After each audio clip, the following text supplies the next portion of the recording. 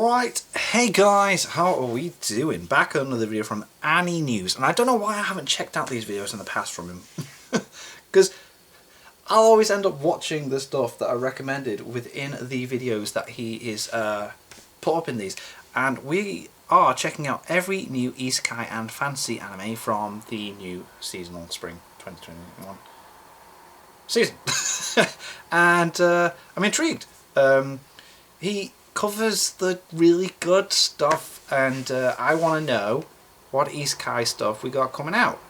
I can't think of anything off the top of my head right now, so we're just going to get straight into the video. Let's check it out. Let's see. Winter 2021 was definitely a real treat when it came to the number of quality isekai. Oh, so good.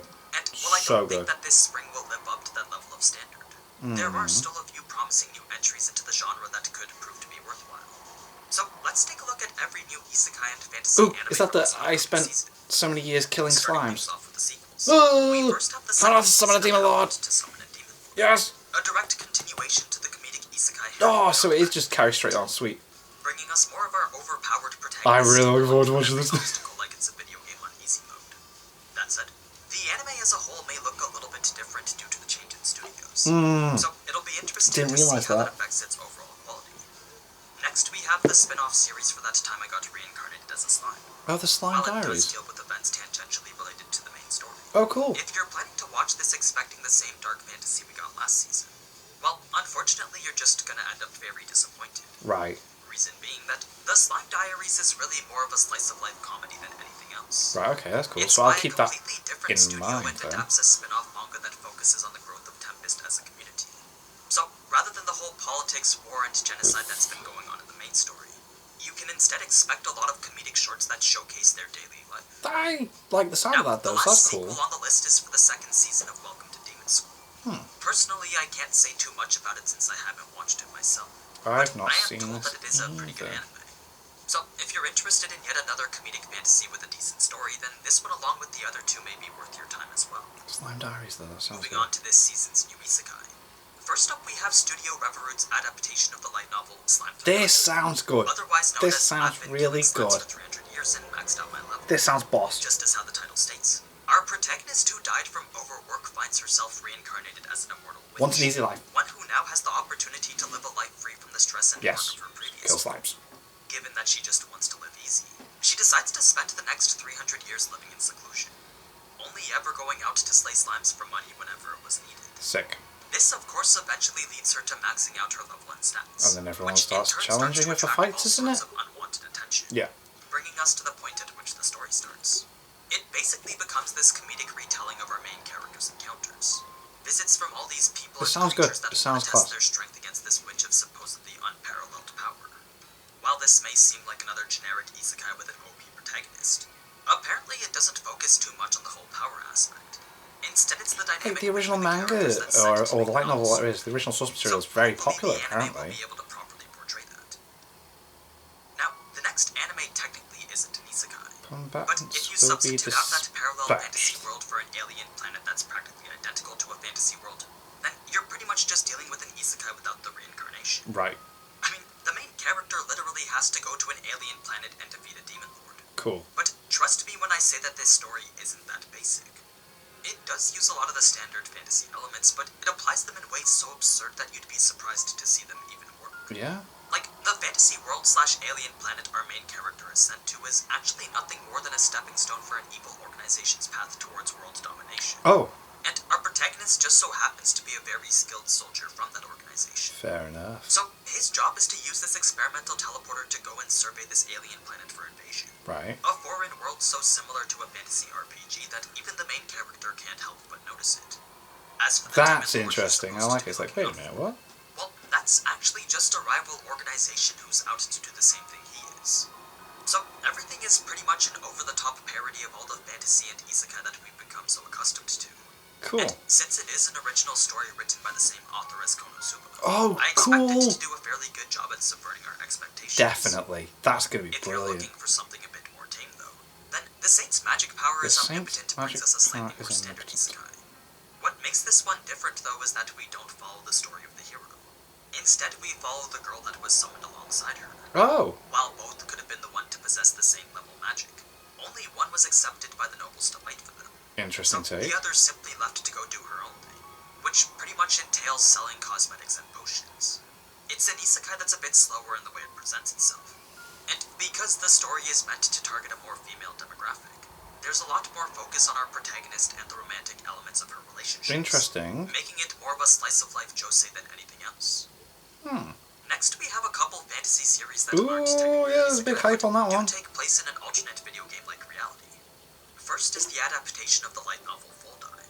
The ultimate next-gen Full Dive RPG is even shittier than real life. Oh, whoa. Since the plot is pretty much in the title. I don't think you'd be surprised to know that the entire story takes place in a Full Dive RPG. The reason why it's a shitty RPG, though, is because the game itself attempts to be as close to reality as possible. Sure, that does mean realistic graphics and borderline sentient NPC interactions, but it also means the player's stats are only as good as they are in real life. Oh, mate, Plus, really? getting hit in game results in actual pain, and any injury sustained while in the game takes several days to heal.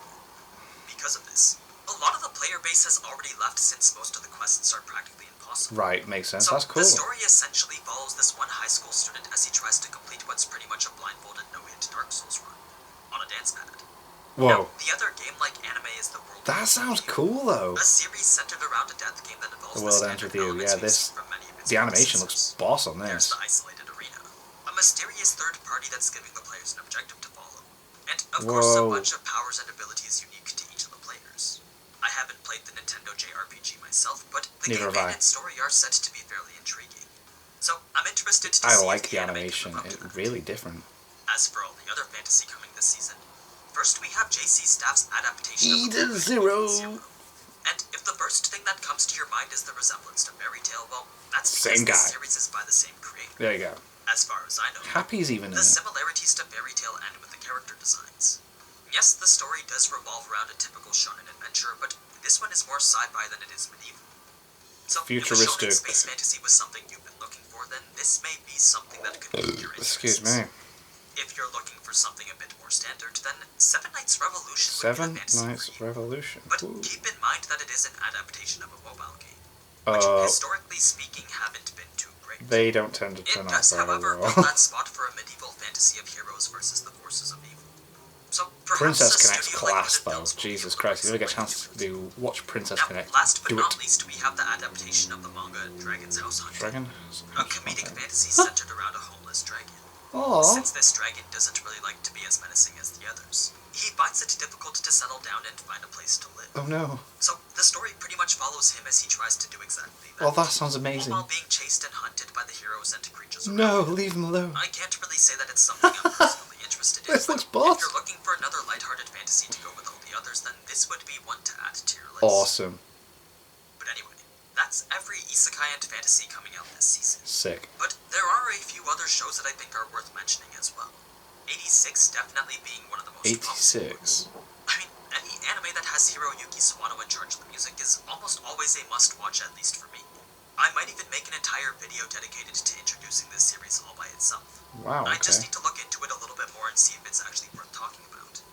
If you've read the novels yourself, though, then let me know in the comments if 86 okay. is actually going to be good or not.